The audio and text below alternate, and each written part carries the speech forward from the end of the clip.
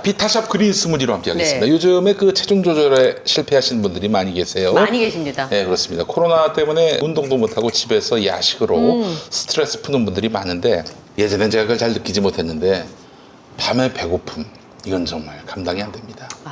오후 5시부터 안 먹으면 될 거 아니야? 4시 55분까지만 먹으면 될 거 아니야? 이렇게들 생각하는데 그렇지 않습니다. 한 10시까지 일해봐. 그거 진짜 못 견뎌요. 그랬다가 이제 10시 반에 못 참고 먹고 후회하고. 그렇지. 근데 또 그렇게 참았다 먹으면요, 폭발합니다. 자, 근데 말이죠. 저녁에 이거 드시고 이거 같이 먹으면은 배가 차요.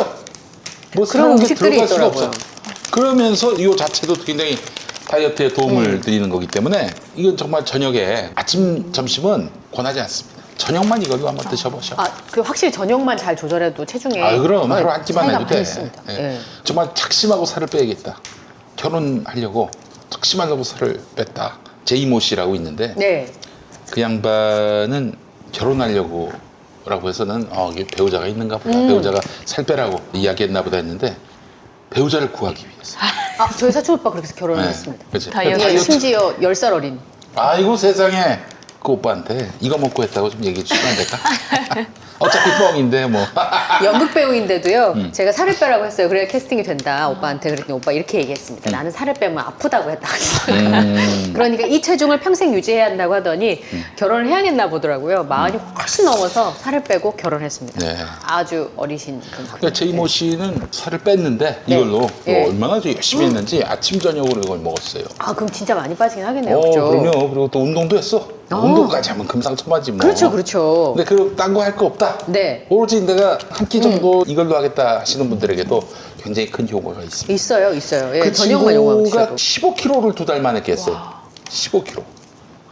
그 친구가 그게 뚱뚱한 친구는 아니었거든. 요새 네. 막 한약도 있고 살 빼는 방법이 많긴 한데 뭐가 문제냐면 빼고 나서 막 탈모 오거나 그럼. 건강하게 이 안 얼굴이요 빼가지고 이렇게 흘러내립니다. 제가 해봐서 이렇게 막 아는데 이게 흘러내려. 쭈글쭈글해지고 흘러내려. 흘러내려요. 그러니까 이게 단기간에 굶어서 빼잖아요. 그러면 이렇게 흘러내려요. 그래서 약간 슬픈 얼굴이 됩니다. 화장실도 잘 못 가고요. 네. 내 친구는 진짜 살 안 먹고 뺐는데 이 새끼가 나무늘보가 됐어요. 나무늘보. 어떻게요? 이거 축 늘어져가지고 맞아요. 나무늘보가 네. 됐어요. 이제 그래서 제이모 씨는 어떻게 됐느냐 그 뒤에 결혼했으니까. 살은 뺐는데 아직 여자는 구하지 못했어요. 그렇습니다. 그러면서 깨달은 게 살 뺀다고 이게 결혼하는 건 아니구나. 우리 사촌 오빠는 살을 빼서 중요한 결혼한 게 교훈을, 아니구나. 삶의 중요한 값진 교훈을 얻었어요. 자, 최근에 구매 후기 소개하겠습니다. 각종 다이어트 스무디, 쉐이크 많이 먹어봤는데 그린 스무디가 가장 배가 안 고파요. 여러분 제일 밑줄 중요합니다. 그어주세요. 중요하죠. 배가 안 고파요.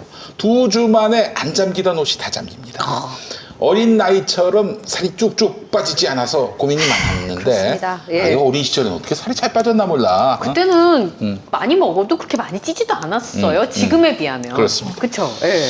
근데 그린 스무디를 먹으면서 많이 빠지기 시작했어요. 제가 먹는 걸 보고 주변에서 벌써 2명이 주문했고 이건 저희 효과 있다는 어머니는 얘기죠. 예. 블랙 스무디가 더 낫다고 바로 2박스 주문했습니다. 주변에서 그린 스무디에 지분이 있냐라고 물어봐요. 예. 너무 추천해서 왜 판촉 열심히 하냐고 무슨 관계냐고 묻습니다. 예. 그게 아니라 진짜 좋다고 제가 한 포씩 나눠주면서 먹어보라고 해서 드셔보시고 주문하더라고요. 바삭바삭 씹히는 게 있어서 더 좋고 맛도 역하지 않고 그쵸. 달지 않고 심지어 배도 안 고프다면서 다들 저녁 시간에 흔들어 먹습니다. 그린 스무디, 블랙 스무디 많이 드시고 건강해지시기 바랍니다. 기운 없어지는 것도 없고 오히려 가벼워져서 에너지가 넘치는 느낌입니다. 밥을 먹으면 식곤증이 생기고 당이 올랐다가 떨어지면서 기운까지 같이 빠지는 느낌인데 그린 스무디는 그런 느낌이 없어요. 맞아요. 예. 현재 사이즈 한 치수 줄었으니까 더 빠지면 또 후기스러울게요. 이러면 재밌거든요. 이러면. 감사합니다. 네. 자, 다이어트는 배부르고 맛있어야 한다는 역발상으로 많은 분들에게 만족을 주고 있습니다. 그게 바로 비타샵의 그린 스무디인데 다이어트는 운동도 중요한데 식단이 정말 중요합니다. 아무리 운동을 많이 해도 식사량 조절에 실패하면은 다이어트 성공은 말짱도루묵. 어렵습니다. 네. 대신에 운동은 못하더라도 하루 한 끼나 2끼를 그린 스무디로 대신하면 확실한 다이어트 효과를 보실 수 있습니다. 자세한 내용은 검색창에서 비타샵을 검색하시거나 김용민닷컴에서 확인하시기 바랍니다. 네. 근데 저도 한번 지금은 안 한 지 꽤 됐는데 다이어트를 하면 저는 나름대로 효과를 봤어요. 네. 근데 한번 사진 한번 보여드리면 놀랄걸? 편집할 때 넣어주시면 안 돼요? 사진을 다 불태워버렸습니다. 마음이 아파서 찾아서 있으면 보여드릴게. 나는 왜 다이어트에 잘 됐냐? 일단 살쪘기 때문에 뭐 이렇게 좀 적당히 찐 분들은 살 빼기 쉽지 않지만은 나처럼 세 자릿수 이러면은 금방 빠집니다. 또. 근데 키도 크시잖아요, 사실은. 네. 그런데 또 저의 강점이 뭐냐? 술을 안 먹습니다. 아, 술을 안 먹어요. 그렇죠. 네. 그 강점이자 약점이 될 수 있어요. 왜요? 술을 끊어서 다이어트 되시는 분들 있거든요. 남자분들은 네. 술만 끊으셔도 다이어트 엄청 되죠. 그럼. 네. 더 피나는 노력을 다른 걸로 아, 하셔야 그래요? 되는. 그래서 너무 살이 쪘을 때는 술을 먹을까? 뭐 그런 생각도 했습니다. 역발상으로. 아. 여기 자꾸 역발상을 얘기하길래 나는 역발상으로 한번 먹어볼까? 그런 생각도 해봤어요. 예. 네. 자, 여러분 그린 스무디 많이 사랑해 주십시오. 돌진하라! 면역성을 지켜라! 장군 필요하시면 합니다. 야! 홍삼수 먹으라고 했잖아! 아직도 안 먹었어? 구박사 홍삼순 58,000원? 이런 걸 누가 만들었을까? 나야. 요즘 집 때문에 밤잠 못 주무시는 분들 많지 않을까 싶은 생각이 좀 드는데요. 오늘 좀 새로운 개념의 주거에 대한 이야기를 좀 해보도록 하겠습니다. 경기주택도시공사의 이현욱 사장님 모시고요. 요즘에 관심을 받고 있는 기본주택에 대한 이야기를 네. 좀 나눠보겠습니다. 어서 오십시오. 네, 감사합니다. 안녕하세요. 네. 자, 잘 들어보세요. 누구 목소리하고 닮았는지. 네. 아, 다시 자세히 목소리만 네, 좀 들어봐야 들어보세요. 돼요. 네. 네. 성대모사 하는 것 네. 같아요. 그분은. 자, 오늘 저희가 이야기를 좀 해볼 필요가 있는 게 기본주택이라는 게 알 것 같으면서도 모르는. 자, 그 제가 좀 처음 설명을 설명을 좀 좀 해주셔야 될 하겠습니다. 것 같아요. 저도 사실은 아무것도 모를 때 전에 김용민 브리핑에서 이현욱 사장님 모시고 말씀 나눴는데 아, 네. 갑자기 뭔가 사고의 고속도로가 뚫리는 것 같은 오, 사고를 이건 정말 보셨고요? 우리의 어떤 상식과 그동안의 고정관념을 완전히 깨고 네. 바라보면은 이런 것도 있었어 하실 거예요. 아마. 네, 말씀해 이게 주세요. 말하자면은 공공임대주택인데 이 공공임대주택의 평수도 다양하고 네. 그리고 적용되는 대상, 입주가 가능한 대상은 무주택자. 아, 무주택자는 집을 소유하지 누구라? 않는 사람. 네. 평수 다양해. 보증금 굉장히 싸. 어. 역세권이야. 그리고 조식 여전히 예, 조식까지. 예. 세상에. 굉장히 이게 화제가 되더라고요. 조식. 네. 그럼요. 청소, 네, 조식. 돌봄. 청소 돌봄까지. 네, 와. 예. 저희는 뭐 그래도 원가는 보존하는 것 공짜가 아니고. 그럼요, 당연하죠. 예. 공짜는 보존은 받으니까요. 이겁니다. 자, 그럼 여기서부터 이제 질문이 시작돼야 할 것 같습니다. 일단은 제가 만났던 사람들 중에 기본주택에 대해서 부정적인 의견을 갖고 있는 분들은 저소득층 아니고 돈 많은 사람들 주거 문제까지 정부가 해결해 줄 필요가 있냐라고 묻는 사람들이 좀 있어요. 그런 분들한테 이제 기본주택이 어떤 의미고 또 이 기본주택이 어떤 효과를 가져올 수 있을지. 근데 일단은 발상의 전환이죠. 발상의 전환. 지금까지는 이제 주거라는 게 자산으로 개인이 알아서 사거나 아니면 주거복지 이런 영역에만 머물러 있었는데 저희는 이제 이 주거라는 게 곰곰이 생각해 보니까 이거는 도시의 인프라더라. 그러니까 기반 시설이라고 생각하는 거죠. 장기 임대는 기반 시설이다. 네. 자, 기반 시설은 보면 수도 같은 게 기반 시설이거든요. 수도, 네. 전기, 가스. 그렇죠. 부자 드립니까 안 드립니까? 수도, 전기, 가스. 부자 당연히 그 서비스 왜 받아야죠. 부자한테 줍니까? 알아서 저희가 하면 되죠. 그 인프라니까요. 인프라. 그렇죠. 네. 장기 임대는 인프라다. 저희는 이렇게 생각하는 겁니다. 예. 인프라다. 도시의 핵심 인프라다. 장기 임대. 지금 주거 문제가 왜 어렵냐? 이걸 발상을 정해서 도시의 핵심 인프라인 장기 임대가 부족하기 때문에 그렇다. 핵심 인프라가 부족하면 그 부분이 어려운 겁니다. 네. 그렇죠. 도로가 안 깔렸으면 교통이 어렵고, 그렇죠. 철도 어려우면 그것도 교통이 어렵고, 그렇죠. 수도 안 깔리면 물 어렵고. 우리 주거는 왜 어렵냐? 많은 말씀 있으면 저희는 어떻게 파악한 거냐면 이거는 핵심 인프라인 장기 임대가 부족해서 그렇다. 이렇게 접근한 것이죠. 그래서 장기 임대를 대량 공급하면 이 핵심 인프라를 대량으로 깔면 주거 문제는 자연히 해결될 것이다. 이렇게 접근한 것이고요. 자, 그렇게 해서 얻을 수 있는 효과가 뭐냐? 그러면은 이제 이 시장에 이런 이야기들이 막 떠오를 겁니다. 아니, 비싼 돈 들여서 왜 빚을 내가지고 집을 사지? 주거 문제가 아주 현명한 답이 있는데 뭐 굳이 그렇게 영끌해가지고 집을 사지? 이런 얘기가 나온다고. 예. 일단 자산이라고 생각하기 때문에 집을. 돈 없는 사람들에게 혜택을 주듯이 복지도 그런 식으로 접근했고 이게 도시 핵심 인프라다라고 생각하는 순간 완전히 그럼요. 다르게 생각할 수 있네요. 핵심 인프라니까 누구한테 주자, 누구나 다 주자 이렇게 네. 접근하는 것이죠. 그래서 일단 이렇게 접근을 달리하는 게 굉장히 중요하다는 겁니다. 그럼 이제 인프라는 어떻게 구성합니까? 인프라는 보면 돈이 굉장히 많이 드는 것 같지만 사실은 들지 않습니다. 그래요? 이용료를 다 받으니까요. 처음에 수도- 돈은 들지만. 예, 처음에 돈이 드는데 그걸 다 회수합니다. 자, 그렇죠. 도로, 경부고속도로. 네. 처음에 한 430억 정도 들여서 깔았습니다. 430억. 엄청난 수익을 냈습니다. 지금까지. 아, 그렇습니까? 지금도 수익을 내고 있어요. 계속 수익을 돈을 내고 내고 있죠. 있지 않습니까? 그러네요. 맞습니다. 예. 이걸 인프라로 접근하면 장기적으로 수익성을 맞출 수 있는 거예요. 네, 문제가 없습니다. 그럼 기본주택도 그렇단 말씀? 물론입니다. 이것도. 그래서 저희는 장기적으로 이익을 낼 생각은 없고 그렇겠죠. 본전만 하겠다. 이렇게 생각하는 겁니다. 공공기관이니까 당연히 그렇죠. 본전만 네. 네. 내지 뭐 그 네, 수익 맞습니다. 남기는 거는 네. 그거는 폭리를 취하는 거죠. 그렇죠. 또 네. 비판하시는 분들이 적자되지 사실 않겠냐. 고속도로는 엄청 뭐 많이 남기는데. 뭐 자금 조달이 어렵다, 네. 적자 날 거다라는 우려들이 많은데 또 그렇게 생각하면 네. 얼마든지 적자 없이 또는 기간 안에 적자를 수익 구조로 바꿀 수 있는 난 참 그런 형태로. 너무 답답한 게 뭐냐면은 제 아는 분이 LH의 청년주택, 공공임대주택이지.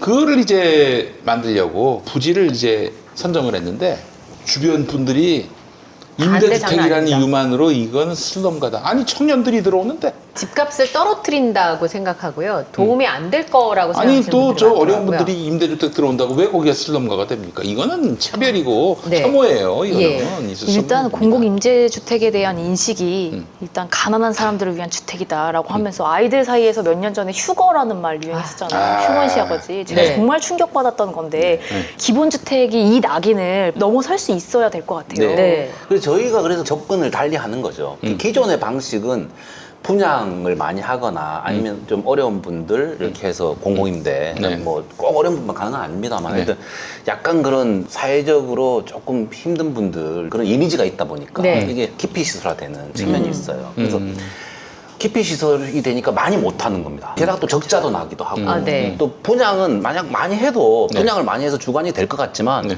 우리 수십 년 동안 엄청나게 분양을 많이 했거든요. 그리고 주택 보급률도 굉장히 높아졌습니다. 주택 네. 보급을 굉장히 많이 했어요. 그럼에도 불구하고 104%야 전국이. 그럼에도 불구하고 자가주택 보유는 별로 높아지지 않아요. 그렇죠.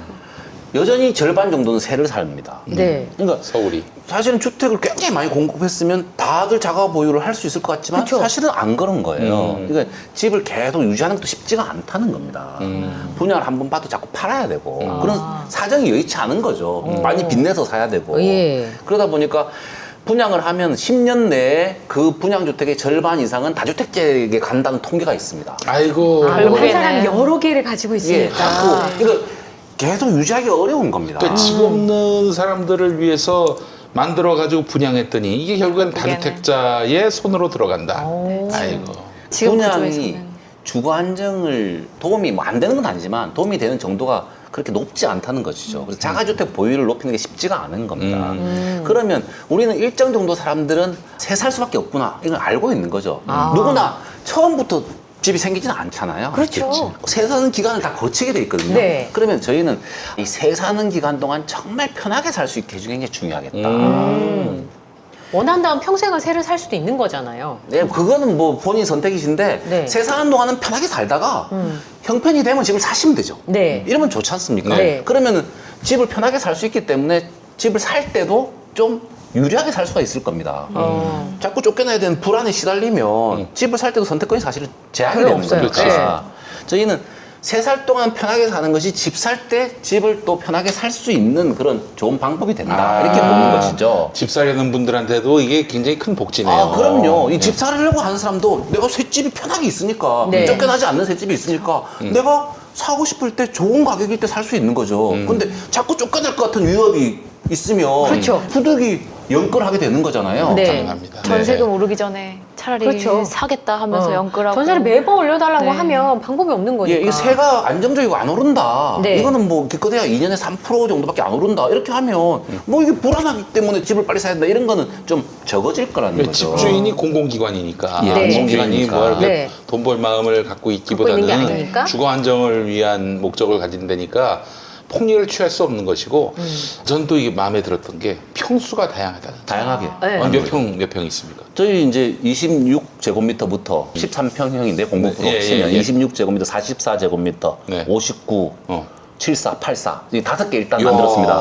예. 7484면 사실 뭐 실평수가 얼마나 되죠? 그러니까 84 같은 경우에는 이제 공급 면적이 84 전용 84거든요. 그래서 네. 공급 면적으로는 34평형인데요. 34평. 방 3개, 화장실 2개, 알파룸, 드레스룸 다 있습니다. 그 정도면 디귿자 주방. 한 4-5명 정도의 가족들은 충분히 살 수 있으니까. 4인 가구, 5인 가구 충분히. 아니 사실 공공임대주택 하면 그런 넓은 평수를 기대할 수가 없는 거 우리 아니에요? 맨날 다- 13평형. 네. 이 13평형 안에서 이제 부대끼는 거기서 아니, 이렇게 지금까지 공공임대는 적자가 나는 구조를 만든 거예요. 그럼에도 불구하고 그러니까 크게 적자가 많이 났네요. 못하는 건데 저희는 접근을 인프라로 접근해서 최소한 적자는 안 나게 네. 본전 정도 하게 하자는 네. 거죠.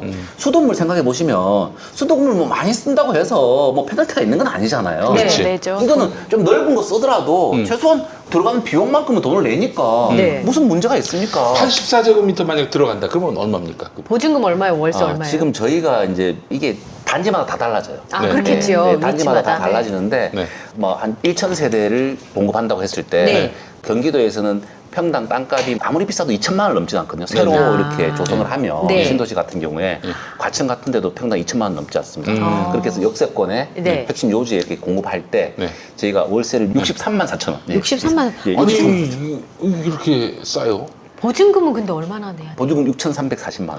600배. 예. 6,300. 예, 어이구 이거 뭐 이 정도면은 신혼부부들도 충분히 저희가 낼 그 수 있는. 정도면 충분히 맞출 수 있다고 보고 있거든요. 아니 경기도에서 1억도 안 되는 보증금으로 그러니까 보증금으로 갈 수 이 있는 지금 저기 84제곱미터를 예, 들어간다? 예, 예, 그것도 이거는 30평대잖아요. 예, 34평. 네. 예. 그럼 이제 이거는 보증금을 더 낼 수 있으면 월세도 조율이 요거는 가능. 그건 잘 안 돼요. 그러니까 보증금 더 내고 조정하는 건 좀 잘 안 되고 왜냐면 이건 전체 본전을 맞춰야 되기 때문에 현금 흐름을 딱 맞춰 놓은 거라서 네. 이게 좀 약점이 그겁니다. 이게 보증금 증액이 안 됩니다. 네.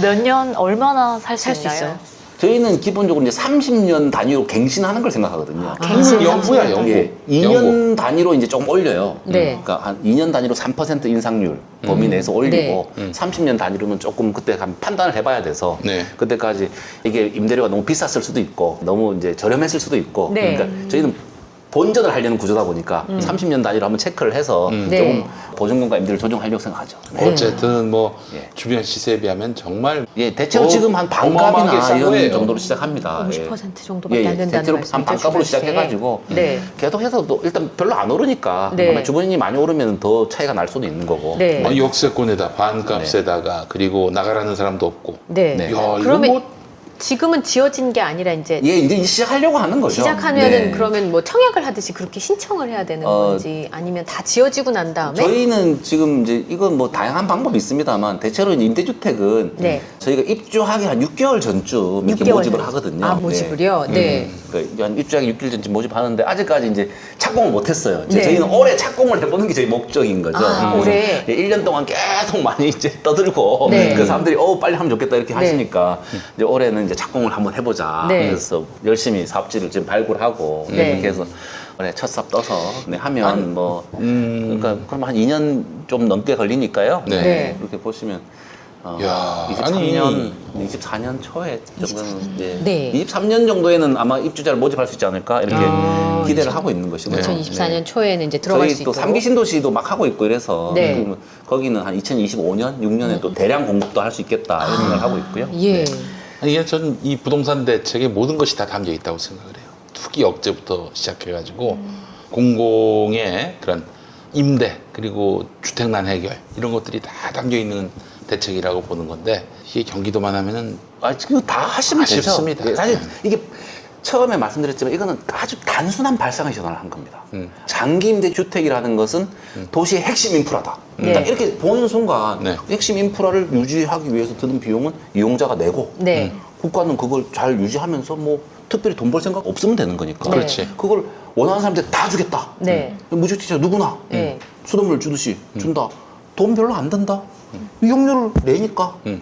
그러면 뭐 서울도 할 수 있고 비수도권도 할 수 있죠. 원하는 데 다 핵심 요지에 할수록 좋아요. 이게 이유가 뭐냐면 핵심 요지에 할수록 땅값이 비싸잖아요. 네. 핵심 요지 땅값이 비싸니까 용적률을 높이면 임대료가 저렴해져요. 아. 그리고 핵심 요지에는 임대료 굉장히 비싸잖아요. 주변 임대료가. 네, 그렇죠. 굉장히 비싸니까 상대적으로 저렴한 거죠. 아. 그러니까 핵심 요지의 기본주택을 많이 공급해야 이게 체감하는 그런 임대료 절감 효과가 큰 거죠. 주변 임대료의 시세 예, 흐름에서 시세가 좀 영향을 높거든요. 주고. 네. 근데 부지 확보가 제일 어려울 것 같아요, 어쨌든.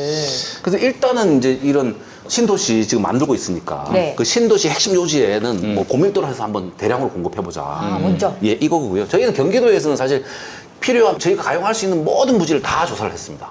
전부 조사를 했고 네. 저희가 내부적으로 판단할 때는 15년간 150만 원을 공부할 땅이 있다 이렇게 보십니다. 우와, 150만 원.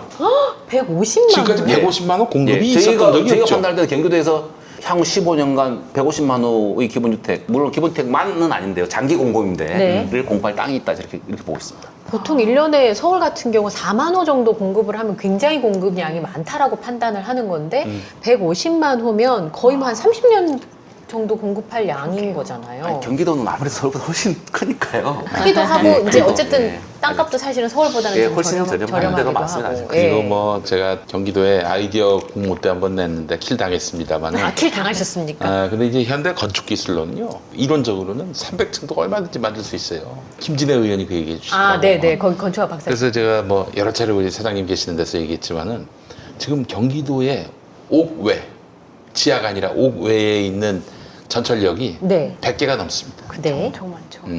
그 전철역을 기본주택으로 만들어가지고 할 수도 있는 거 예. 아닙니까? 뭐 그것도 할 수 있는데 저희는 전철역까지 안 하고도 그 정도 150만 원. 정도 근데 만약에 정말 필요하다면은 아니 역세권 정도가 아니라 역 아닙니까? 역. 그렇게 해서 역이죠. 만들 수 있다. 또 맞습니다. 역과 역 사이에 철도 달리는 그거 덮어가지고 거기다 또 쌓으면 될 거 아니야. 예, 그런 것도 활용할 수 있습니다. 예, 네. 얼마든지 땅은 있다.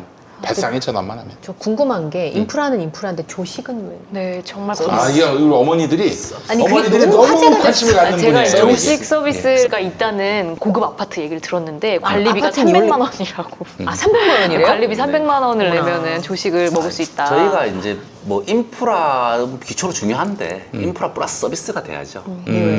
임대도 서비스고 네. 거기에 좀 더 이제 쾌적한 삶을 위해서 네. 할 수 있는 거 몇 가지 좀 부과해서 네. 저희는 기본적으로 손해는 안 보니까. 이렇게 해도 손해 보지 아니, 않는. 그러니까 그거는 이제 비용을 받는 겁니다. 조식 그래서 아, 뭐 그렇다고 원가 하더라고요. 정도는 예. 내셔야 되니까. 네. 근데 그렇게 하면 사실 좋지 않습니까? 또 일자리도 몇 개 더 생길 것이고 그렇죠. 또 사람들이 편하게 이용할 수 있고 관리비 집집마다 300만 다 원 받을 갚하기 수가 힘드니까. 그렇지. 예. 아까 돌봄 얘기도 하셨어요. 네. 그러면 새로 입주한 아이들 있는 집에서는 좋잖아요. 적어도 그 기본 주택에 살면 아이들 돌봄 문제는 네네 돌봄도 저희가 그런 것도 기본 서비스로 할 수 있겠다. 왜냐하면 청소 같은 것도 할 수 있겠다 이런 생각하죠. 판교에 엄마들이 판교 근무하는 거를 좋아하는 이유 중에 하나가 그거거든요. 그러니까 네이버가 있는 데를 가면 그 건물에 이제 학원과가 이렇게 다 밀집돼 있어서 엄마들이 밖에 나가지 않아도 아이들이 그 학교 안에서. 끝나고 그 건물 안에서 노는 동안 학원을 도는 동안 엄마는 근무를 마치고 애를 데리고 집에 갈 수 있다. 네. 그게 주변 엄마들한테 어마어마한 그쵸. 복지거든요. 건물 밖으로 네. 나가지 않고 나가지 않고 내 아이가 어디 있는지도 알 수 있다. 이게 사실 돈으로 환산할 수 없는 부분이거든요. 사실은. 사실 도시 서비스라는 개념이 있는 거죠. 도시에 사는 사람들에게 아주 좋은 서비스를 제공할 필요가 있죠. 지금 참 도시 서비스의 질이 굉장히 떨어져 있는 거죠. 아, 우리나라에서 이런 기본 주택을 중심으로 해서 다양한 도시 서비스를 제공해서 아주 쾌적하게 살 수 있게 적정한 비용으로 아주 높은 삶의 질을 누릴 수 있게 해주는 게 저희 목표입니다. 예. 얼마 전에 중앙일보 보니까 말이죠. 네. 소련의 예를 들면서 소련? 공공임대주택은 형편없다. 말도 안 된다. 이렇게 얘기를 합니다. 소련이 공공임대주택, 주택 소유를 못하게 하고 다 이제 말하자면 공공임대주택을 했더니 일단 기본적으로 굉장히 질이 떨어지고 또 하나가 이제 거기 공산당 고위층 이런 네. 사람들도 나름대로 특혜 분양을 또 해준다는 얘기지. 이런 이유로 공공임대주택은 안 된다. 민간 공급을 강화해야 된다. 이런 얘기를 합니다. 그러니까 잘 못 운영하는 것만 보니까 그런 건데요. 대표적으로 저희가 하고 있는 공공 서비스 중에 철도 같은 게 있어요. 철도. 예. 철도 같은 건 얼마나 고급진 서비스를 합니까? 네. 그렇죠. 예, 예. 뭐 고속철도 네. 정말 좋은 서비스를 하고 있거든요. 예. 그러니까 공공이 한다고 해서 꼭 나쁜 게 아니에요. 공공이 하면서 훨씬 좋은 서비스를 저렴하게 제공한 것도 많이 있습니다. 네. 예. 장기 임대주택은 이제 그런 서비스를 할 때가 됐다는 거죠. 음. 예. 저희가 사실은 제공하고 있는 행복주택 같은 경우에 네. 굉장히 고급집니다. 건축 자체도 분양 품질로 해요. 아주 좋은 품질로 이렇게 분양 아파트 품질로 해서 안에도 서비스를 많이 넣고 네. 또 커뮤니티 시설 같은 걸 많이 넣어서 이렇게 서비스를 하고 있으니까 그런 분들 한번 와서 보시는 것도 좋겠다. 아, 그래요? 네. 보지 않고 네. 기사가 나오는 것 같네요. 네. 견본주택 아니, 갔다 오신 분 얘기 많더라고요. 소련이 망한 지가 언젠데 소련의 예를 들고 와가지고 공공임대 안 된다고 그딴 소리 한 게 어딨어요? 그럼 무책임한 얘기지. 빨리 올해 시범사비라도 해서 실물을 빨리 보여드려야 돼요. 네, 그러니까. 일단은 좀 하도 그렇죠. 답답해가지고 이렇게 광교에 제가 홍보관은 만들어 놨거든요. 아, 그래요? 많이들 와서 오시더라고요. 보시면, 예, 홍보관이 있습니다. 그래서 모델하우스, 기본적으로 네. 모델하우스 있으니까 와서 보시고, 네. 광고, 광교, 수원 광교. 예, 수원 광교에 있습니다. 그래서 지금 제 또래 제가 30대 중반인데 제 또래 아이 키우는 집은 다 대출금 갚느라고 전세자금 아이고. 대출을 끼던지 아니면 아주 힘들게 자가를 마련해서 보통 두 사람이 모두가 맞벌이를 하면서 애 어디 맡기지 못해서 동동 구르고 이게 보통 저희 30대들의 삶이거든요. 40대도 마찬가지예요. 40대도 더 하겠죠. 또 초등학교 일찍 끝나니까. 네. 만약에 이렇게 공공 인프라로서 이 나라가 이렇게 주거 문제를 해결해 준다고 하면 젊은이들이 대출금 갚느라고 이 모든 일상을 다 몰아넣는 이런 일은 적어도 없을 것 같아요. 그러니까 듣기만 해도 좋습니다. 그 제가 맘카페 들어가 보니까 한 달에 임대료가 60만 원이 넘는데 그 돈을 내고 누가 거기를 들어가겠냐 이렇게 얘기하시는 그런 말도 분들도 많죠. 있는데 네. 거꾸로 얘기하면 사실 1년에 1억 이상 30년 상환으로 이렇게 돈을 빌린다고 치면 나가는 이자도 진짜 만만치 않거든요. 근데 뭐 1억만 빌려갖고 집을 살 수 있나요? 어림도 없지. 근데 그렇게 생각하면 사실 은행에 주는 이자 돈은 내가 쓰는 게 아니잖아요. 그러니까 같은 개념으로 생각하면 어쩌면 조금 더 삶의 질을 좀 높이고 삶의 속도를 좀 천천히 누릴 거 누려가면서 한다고 생각하면 생각의 발상을 이제 하시는 분들도 하면 도움이 되지 않을까 이런 생각이 좀 들기도 하고요. 네, 84제곱미터만 여쭤봤는데 13평은 그거는 이제 저희가 보증금이? 예, 그러니까 보증금을 좀 작게 했어요. 1,400만 원 정도. 1,400. 예, 야. 청년들 부담되기 때문에 예, 예, 1,400만 원 정도 하고 예. 월세는 한 28만 원 정도. 28만 야, 지금 이거 뭐 요즘 저 서울에서 아니 심지어는 부엌하고 화장실이 같이 있는 방도 이거보단 더 네, 많이 맞아요. 받아요. 네. 월세 더 많이 야. 받죠. 훨씬. 그 정도 한번 맞춰봤습니다. 예. 대단합니다, 예. 진짜. 청년들한테도 진짜 희소식이 될 것 같아요. 네. 제가 이번 주에 좀 충격받았던 분양 소식이 있었는데 마포에 누나 조그만 집이긴 한데 분양을 해, 청약을 해봐 이러고 연락이 왔어요. 그래서 봤더니 제일 큰 규모가 59제곱미터짜리 아파트예요. 그러니까 거실 하나, 방 하나인데 분양가가 8억 4천에서 9억. 아이고, 그래서 세상에. 제가 약간 절망했어요, 순간. 그렇죠. 왜냐하면 그 돈을 마련하는 것도 쉽지 않은데 그 돈으로 지금 있는 집을 사는 것도 아니고 분양을 받는 집인데 8억에서 9억이면 어떻게 해야 되지? 라는 생각이 좀 들었었거든요. 근데 말씀하신 것처럼 이렇게 좀 자유롭게 할 수 있다 그러면 여러 가지 대안들을 좀 생각해 볼 수 있는 거잖아요. 사람에 따라서 네, 맞습니다. 삶을 어떤 네. 방식으로 꾸려나갈 건지는 나는 그냥 금융자산을 가지고 있으면 집은 사지 않을 거야 라고 선택할 수도 있는 그쵸. 거예요. 아, 그럼. 젊은 친구들 입장에서는 충분히 저는 네. 그렇게 생각합니다. 아이고, 그 집에 돈을 썼느니 내가 좀 더 많은 걸 배우고 더 많은 걸 즐기고 그렇게 하겠다. 그리고 나는 그 돈으로 주식 투자를 해서 자산을 불리겠다 생각할 수도 있는 거예요. 젊은 친구들 입장에서는. 네. 네, 맞습니다. 예. 근데 이제 맘카페에서는 이런 부분들에 대해서 계급을 나누게 되지 않을까. 아까 신민정 평론가 얘기한 네. 것처럼. 그런 우려 때문에 일반 가정들이 분양을 받거나 들어가는 걸 꺼려하지 않겠냐. 아이들 키우는 집에 아, 있어서. 예. 네. 그런 분들도 있으시더라고요. 그래서 저희가 이제 생각할 때는 아주 핵심 요지에는 임대주택을 공급하고 네. 조금 저 외곽에 구석진대 분양을 좀 해가지고 네.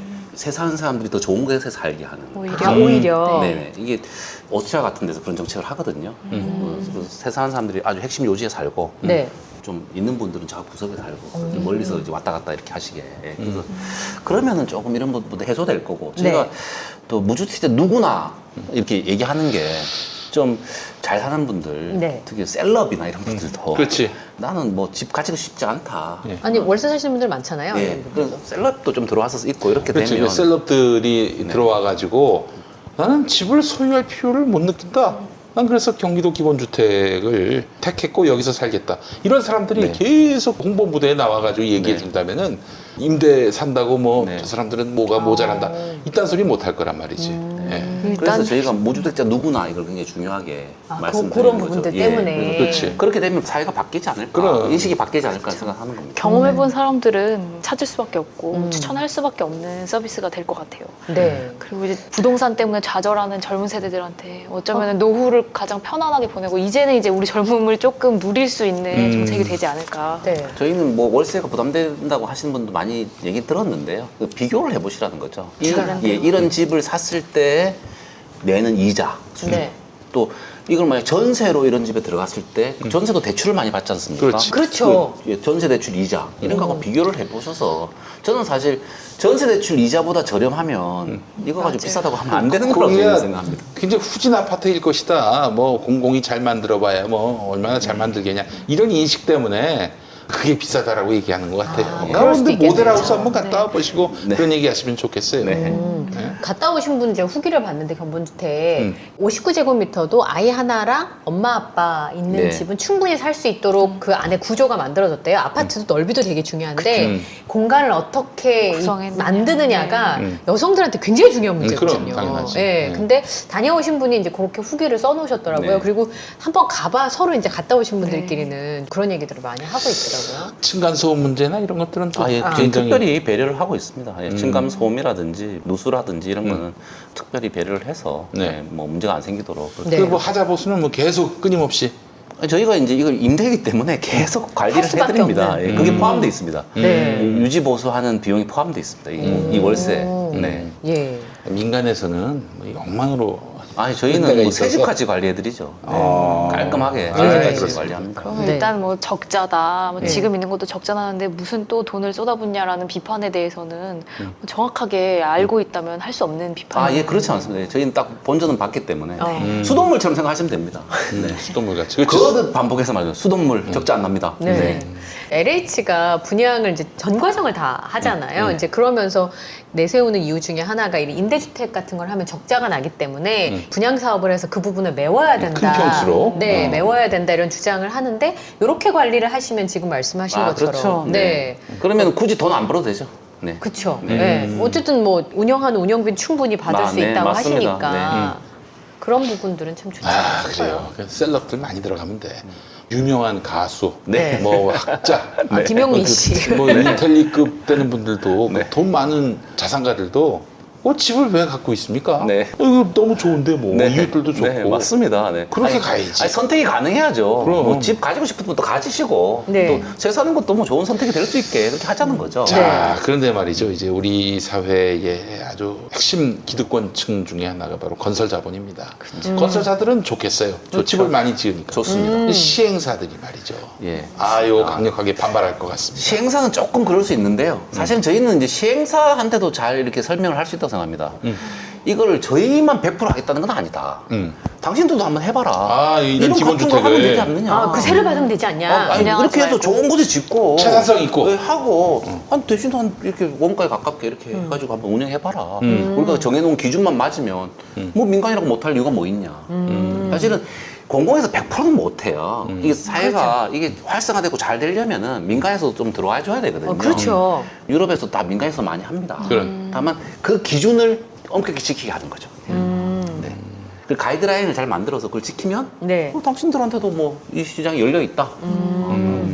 저는 뭐 오히려 이게 부동산 투기를 일으키지 않으면서 개발하는 방법이잖아요. 네. 그러네요. 네. 네. 사회 문제가 적은 개발 방법이기 때문에 네. 앞으로 훨씬 더 개발을 활성화시킬 수 있죠.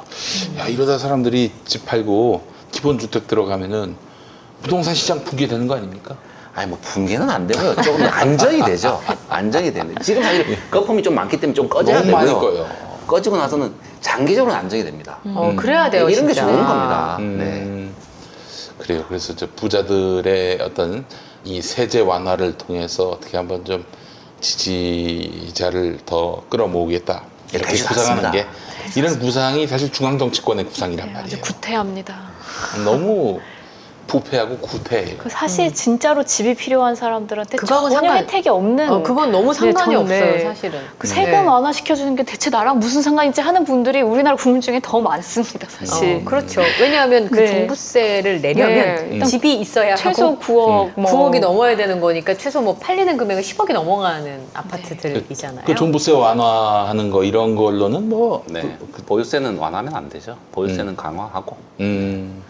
거래세를 낮추어야 한다 이런. 그거는 지금 당장 말씀드리기는 어려운데 네. 만약에 장기적으로 집값을 많이 좀 거품 빼겠다는 네. 확고한 정책 방향이 있다면 네. 아주 한정적으로 딱 한 번 정도 기회를 드릴 테니까 탈출 기회. 탈출기. 지금 요건 다 조금 팔고 시간을 예, 딱 정해서. 시간 정해서 어. 잠깐 이런 건 한번 진지하게 공유할 수 있죠. 근데 그건 전제로 거품을 빼겠다는 정책적 결단이 전제돼야죠. 근데 지금 저 정책 만들겠다는 분들 보면은 거품 빼겠다는 사람은 없어요. 집값은 유지돼야 한다. 이 관념이 너무나 확실한 분들이야. 그리고 뭐 영향력 있는 분은 대출 더 잘 받게 해주겠다 이런 얘기하고 있죠. 거품을 빼겠다는 전제가 없이 네. 그 부동산 뭐 이렇게 양도세 완화 이런 것들은 다 사실은 역효과가 나는 거죠. 자, 그래요. 이게 전국 정책이 되면 참 좋겠습니다. 예, 뭐, 경기도만의 정책이 아니라 네, 전국 정책이면 참 전국적으로 또 좋겠어요. 채택하시면 더 좋죠. 그러니까 한 군데서 잘 수돗물처럼. 되면 그쵸. 네, 분명히 맞습니다. 소문이 날 겁니다. 이게 전국 정책이 되면 뭐가 좋아집니까?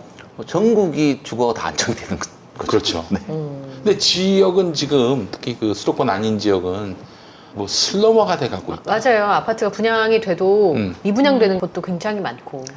사실은 핵심 요지에는 수요가 있을 겁니다. 핵심 요지는 선호가 굉장히 높기 때문에 네. 지방도 핵심 요지는 수요가 있다고 생각합니다.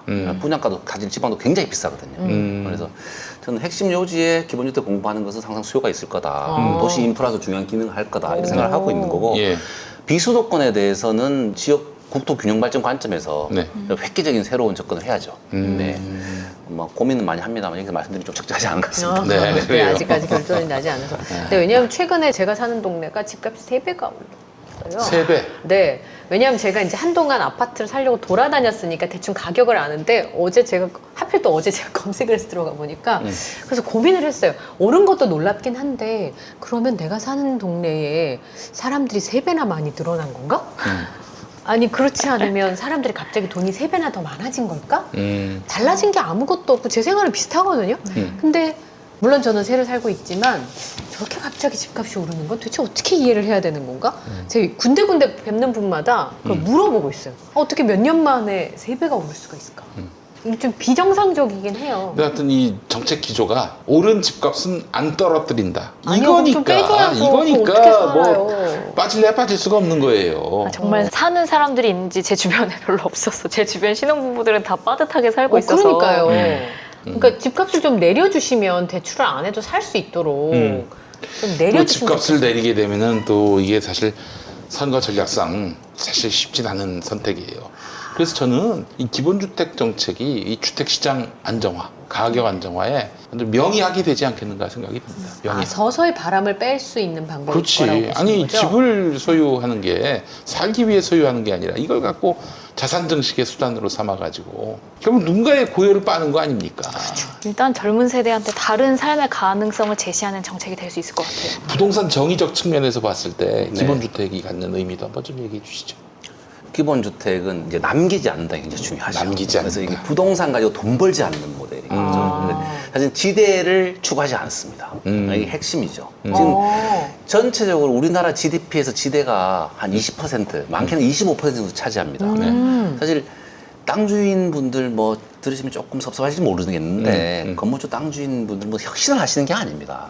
어떻게 그걸 딱잘 잡았기 때문에. 잡아가지고 전체 GDP 25%까지 이걸 가져가고 있으니까 이게 25%. 경쟁력을 굉장히 약화시키는 거죠. 도시 경쟁력을 약화시키고 국가 경쟁력을 약화시키는 겁니다. 뭐 서울만 해도 뭐 20평이 10억이 넘어가니 이건 뭐 그렇죠. 네. 답이 없는 거죠. 네. 네. 지금 20평 20억 합니다. 예. 아 죄송합니다. 네, 또 올랐군요. 네. 이거 정말 참. 그래서 이 기본주택은 지대를 추구하지 않는 모델이기 때문에 우리가 번 거 가지고 잔뜩 바칠 필요가 없는 거죠. 그래서 이 소비를 더 할 수 있고 경제를 더 활성화시킬 수 있죠. 노동이 제목을 찾을 수 있는 네. 그런 방법이 되는 거고요. 네. 또 굉장히 중요한 게 이 기본주택 모델은 빚을 지지 않는 모델입니다. 빚을 지지 아, 않는 그거 되게 거다. 중요한 이거 문제죠. 중요해요. 우리가 지금 집을 살 때 빚 지는 거 당연하고 네. 전세 살 때도 굉장히 큰 빚을 지거든요. 맞습니다. 이 국가 경제에 큰 부담입니다. 가계를 짓누르기 때문에 이 소비를 못하게 짓누르고 그렇죠. 있거든요. 네. 그래서 이 가계부채 문제를 해결하는 비법이다. 가계부채 문제. 이 가계부채 문제가 해결이 되면 우리 경제가 굉장히 좋아질 겁니다. 가계부채 지금 1,000조가 넘었죠? 아 진짜 옛날에 1,000조 넘었고요. 아, MB 때 넘었나? 예, 지금은 뭐 한 1,600조, 1,600조. 아마 더 될 것 같은데. 네. 예, 최근에 제가 통계를 안 봐서 예, 네. 굉장히 높습니다. 하여튼 예. 하나 더 말씀드릴게요. 네. 제가 최근에 재밌는 통계를 발견했는데 어. 유럽에서 1인당 GDP가 높은 숫자 네. 국가들하고 주택의 자가 보유를 상관관계를 분석하니까 1인당 GDP가 높은 국가일수록 주택의 자가 보유율이 떨어져요. 아, 떨어져요? 예, 신기하죠. 이게 참 정말 어떻게 GDP 높은데 집을 보유한 사람 수는 적냐는 거죠. 네. 어디 집값이 높아가지고 집을 못 구하시는 아 그런데 건가? 보니까 집값은 되게 안정돼 있는 겁니다. 아. 대체로 그런 국가들. 그렇다면은 뭐 하나네요. 예, 그런 국가들은 뭐냐면 새 사는 게 편한 겁니다. 아, 저는 역으로 이렇게 생각합니다. 새 사는 게 편한 국가를 만들어야 1인당 GDP가 높아져요. 그렇지. 네. 맞아요. 새 사는 게 편하니까 무리해서 뭐 집을 빚지고 사거나. 집 살 필요 없고 소비하고 싶은 만큼 넉넉하게 하고 걱정 없잖아요. 그런 국가. 집 걱정 없는 국가잖아요. 네. 집 걱정 없는 국가. 노후 걱정 없고 교육 걱정 없고 그러면은 소비도 많이 할 수 있고 그렇지. 경제도 많이 발전하고 삶의 당연한 질이 거 아닙니까? 높아지죠. 국민의 걱정을 없애줘야 경제가 발전하죠. 맞습니다. 그러네요. 젊은이들한테 희망이 될 수 있을 것 같습니다. 네. 저희 남동생 부부가 늘 하는 말이 언니 무리해서 집을 샀었어야 되나 봐요. 옆집 엄마는 사가지고 지금 네. 집이 두 채래요. 근데 저희 저는 모이면 집이 맨날 없었는데. 한숨 쉬어요. 그때 무리할 걸. 어차피 무리해야 그랬어야 되는데. 했어. 한 뭐 이렇게. 10년 전에 집값이 앞으로 폭락한다라고 얘기했던 우리 저 선대인 선대인 소장은 소장. 난 지금도 국민 역적이 되고 있어요. 그러니까 그 얘기 때문에 한동안 그 양반이 터무니없는 얘기를 하거나 본인이 그래서 나중에 남들 안 살 때 자긴 사가지고 뭐 폭리를 취했거나 그런 욕먹을 만도 안 돼. 또 그렇지도 않거든. 본인도 집이 없으잖아요. 지금 없어 지금. 지금도 집을 사지 않으실 거라고 얘기 네. 이렇게. 아니 또 하셨어요. 자기가 또 그런 뭐 질타를 받으니까 또 애써서 집 사기에는 또 그런 면도 있는 거고. 사실 열심히 살 만한 의지를 꺾는 일 중에 하나인 것 같아요. 집값이. 사실은 그냥 열심히 살아서 기본적인 삶을 유지할 수 있다면 사람들이 뭐 가상자산이라든지 뭐 이런 부분에 무리하게 네. 투자하는 일들을 하지 않을 네. 텐데 희망이 보이는 바늘구멍이 하나도 없는 거예요. 청년들의 이 입장에서는. 부동산은 이미 꽉 찼고 너무 가격이 높기 때문에 아니, 또 접근이 안 이 되니까. 접근이 안 돼서 지금 그래서 주식으로 갔다가 이제 가상화폐로. 비트코인으로 가버렸어. 네, 지금. 그렇습니다. 근데 뭐 그 그 비트코인 비트코인을 규제한다 그러니까 지금 난리가 난 거 아니에요. 제 얘기 들어보니까 비트코인이 이게 비트코인 외에 그 잡코인이라고 하는 게 조작의 가능성이 엄청 도지코인 같은 네. 거. 네, 아. 조작의 가능성이 엄청 높더라고요. 그래서 좀 많으신 분들이 한 10%만 매집을 해도 가격이 급등을 하고 급등을 했을 때 기관에 있는 사람들이 팔아버리면 네. 개인들이 그 모든 마이너스를 떠안게 되는 구조더라고요. 네. 근데 그런 일을 테슬라. 만들면 안 네. 되니까. 사실은 부동산도 크게 다르지 않습니다. 아, 그렇습니까? 오. 부동산도 다 사는 게 아니고 소수가 사는 것이고 네. 그 소수가 사는 게 시세를 형성하는 형성하기 거니까. 때문에 나중에 또 이게 떨어질 때 또 얼마나 떨어질지 알 수가 없는 거죠. 네. 그러면 혹시 사장님은 지금의 집값이 좀 내려갈 수도 있다고 생각하세요? 뭐 국가 정책이죠. 국가가 어떤 정책을 펼 것이냐인 거죠. 펼치냐에 따라서? 저는 국가 정책이 두 가지 방향이 있다고 생각하거든요. 집값이 오르지 않게 하는 정책과 떨어지지 않게 하는 정책이 있다. 저는 지금 뭐 대단히 죄송한 말씀이지만 오랫동안 국가 정책이 네. 집값이 떨어지지 않게 하는 정책이다. 집값이 떨어졌을 때 굉장히 충격이 크다는 생각을 가지고 아니 그 정책 철학을 갖고 계신 분이 노무현 정부, 문재인 정부 때 김수현 정책실장이었어요. 청와대. 본인은 또 과천의 집이 10억이 올랐나 그랬어. 네. 아, 참. 그래서 알뜰한 대체로는 이제 뭐 그걸 명시적으로 했든 무시적으로 했든지 모르겠지만 집을 가진 게 손해가 되지 않게 하는 정책. 그렇지. 일관되게 펴왔다고 저는 생각을 맞아요. 해요. 대표적인 게 어떤 게 있는 건가요? 뭐 대출을 어, 풀어준다든지 뭐 이런 뭐 건가요? 그런 것도 있고요. 네. 대출이나 뭐 세제나 그런 것도 우리가 보유세나 이런 게 선진국에 비해서 굉장히 낮은 편에 속하고요. 보유세가 네. 그런 뭐 다주택에 대해서 페널티 같은 게 별로 없지 않습니까? 임대사업자에 대한 임대사업자. 특혜도 그렇지 않습니까? 그런, 네. 그런 것들이죠. 네. 아, 그런 정책을 유지하면 집값이 내려가지 않으니까. 지금까지 부동산 불패 신화가 형성된 거는 정부 정책의 영향이 굉장히 큰 거죠. 네. 그래서 저는 정밀하게 부동산을 뭐 계속 유지하겠다.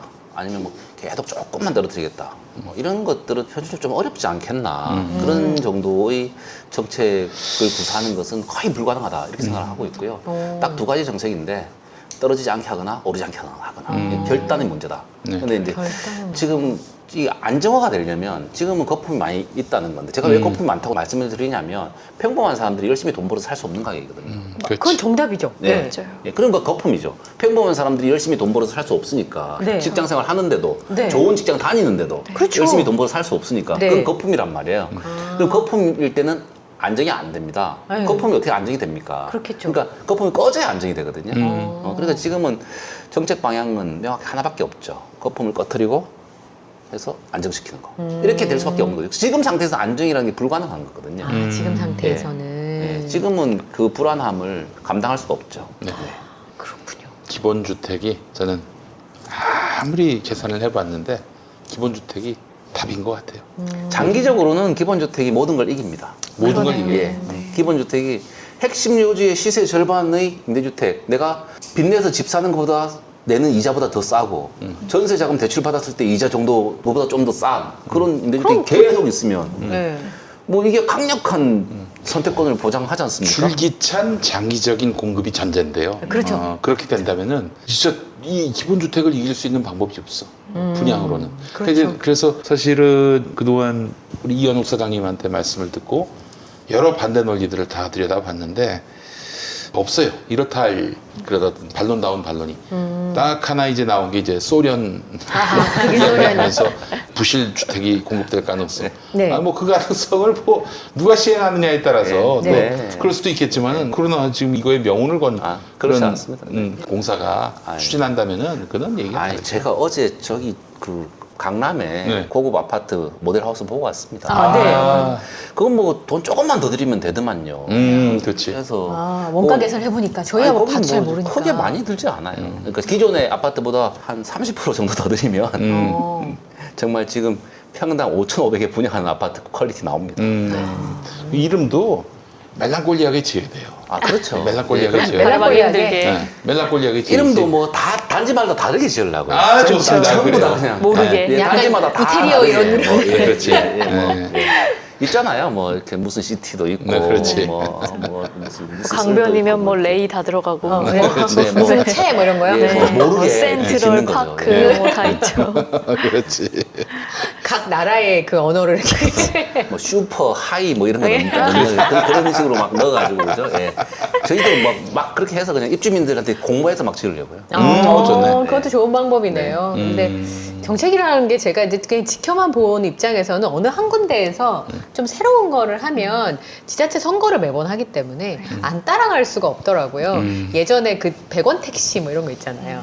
그런 것도 한 군데서 하니까 주변에서 그럼. 소문이 나면 안 할 수가 없는 그런 부분들이 좀 있어서 좋은 모델이 좀 돼주시면 좋겠다는 생각이 좀 듭니다. 저것도 아이디어를 네네. 이것까지 검토한 아파트는 없는데 드론으로 드론. 음식 배달할 수 있는 그런 구조를 한번 만들어 드론 택배를 받는 그 그렇지, 드론 발코니에 택배로 받는다면. 발코니 그런 공간을 그거 한번 해보십시오. 초대박 납니다. 저희 지하에 이렇게 배달 터널 하나 만들까 좋지 그것도.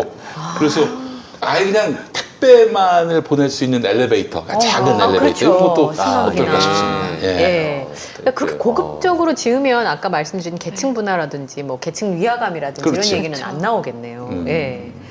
끝으로 하시고 싶은 말씀 있으면 하세요, 사장님. 처음 드렸던 말씀 그대로인데요.